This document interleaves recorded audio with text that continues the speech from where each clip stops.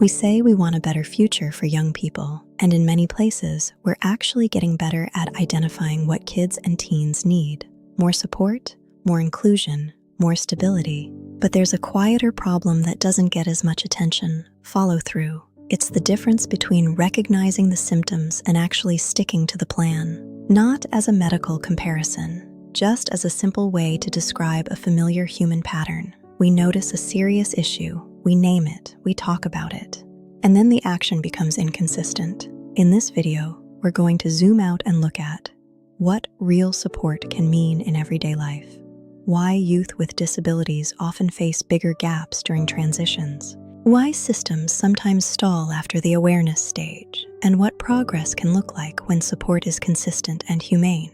A lot of communities have programs, policies, and good intentions. There are meetings, forms, referrals, and official language that says, "We care." But families and young people often describe something different: long waits, confusing handoffs, and support that appears briefly and then disappears. This isn't about blaming one person.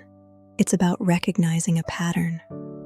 When support is scattered across multiple systems, schools, healthcare, social services, transportation, community programs, gaps can form right where stability is needed most. For many young people with disabilities, the teenage years and early adulthood can come with extra complexity, not because of who they are, but because of how supports are structured. Services may be tied to age, school enrollment, or a specific program. Then a major transition happens: graduation, a move, a change in eligibility, and suddenly the map changes. Families can find themselves re-explaining needs from scratch, while the young person is expected to adapt quickly to a new environment. When people say real support, they're often talking about practical things that make daily life more workable: consistent programs, accessible spaces, and relationships that don't vanish after a deadline. Depending on the community, this can include inclusive after-school activities, community centers with trained staff, peer groups that reduce isolation, job readiness partnerships, mentorship programs, respite options for caregivers, and transportation that makes participation possible. Not every solution fits every place, but the theme is consistent. Support becomes real when it's reliable, coordinated, and designed around everyday barriers, not just paperwork. So why does follow-through break down? Even when people care, a few common reasons show up again and again. Sometimes funding is short-term, so programs launch and then end. Sometimes responsibility is split across agencies, so no one owns the full pathway. Sometimes families are asked to coordinate everything themselves, which can be exhausting. And sometimes stigma or misunderstanding makes support feel optional, when, for many families, it's foundational. Imagine a student who has a routine, a support plan, and familiar staff at school. The system isn't perfect, but it's consistent. Then graduation happens. Now the family is told to connect with new services, new offices, and new requirements. The teen is entering adulthood, the exact moment stability matters, yet the support network becomes harder to navigate. The gap isn't always the lack of services. Sometimes it's that the pathway isn't clear and the handoff isn't built for real life. Now imagine a community has an inclusive program: sports, arts, job training, something genuinely helpful. On paper, it's a win, but the program is across town. Transportation is limited. Information is hard to find. The schedule conflicts with caregiving responsibilities. The result is that support exists, yet many families can't realistically use it. This is one of the biggest hidden issues. Access isn't just availability. Access is whether people can actually participate. Let's clear up 3 common misunderstandings.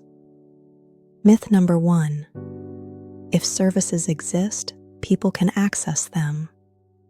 Reality: access depends on time, transportation, clarity, and consistency. Myth number 2: awareness campaigns automatically lead to change.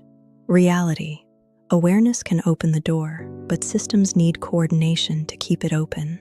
Myth number 3: support is only a school responsibility. Reality: school matters, but community, employment pathways, healthcare navigation, and social inclusion matter too. Progress isn't always dramatic, and it doesn't have to be perfect to be meaningful. Often, progress looks like fewer drop-offs during transitions, clearer next steps after graduation, more inclusive public spaces, and better coordination between services. It can also look like young people being able to participate consistently, showing up, belonging, contributing, building skills, without constantly reproving that their needs are real. When support is consistent, it becomes easier for families to plan, and easier for young people to grow into independence in ways that fit their lives. Different communities take different approaches, but many efforts share a similar framework. Identify needs with input from families and youth, coordinate across agencies so support doesn't fragment, fund programs in ways that reduce start-stop cycles, measure access, not just enrollment, so barriers are visible, and improve over time based on what's actually working. This isn't a one-time fix, it's ongoing follow-through, turning concern into infrastructure. Let's recap the big ideas. Awareness matters, but it isn't the final step. Follow-through breaks down most during transitions. Real support is practical, consistent, and accessible. Access is more than services existing. It's the ability to participate. Progress looks like stability, coordination, and inclusion in everyday life. If you've seen support systems work well, or you've seen where they break down, share what you've noticed in the comments. Keeping this discussion respectful helps more people learn from each other's experiences. And as a general note, for personal situations, it's best to consult qualified local professionals and services that understand your area's options.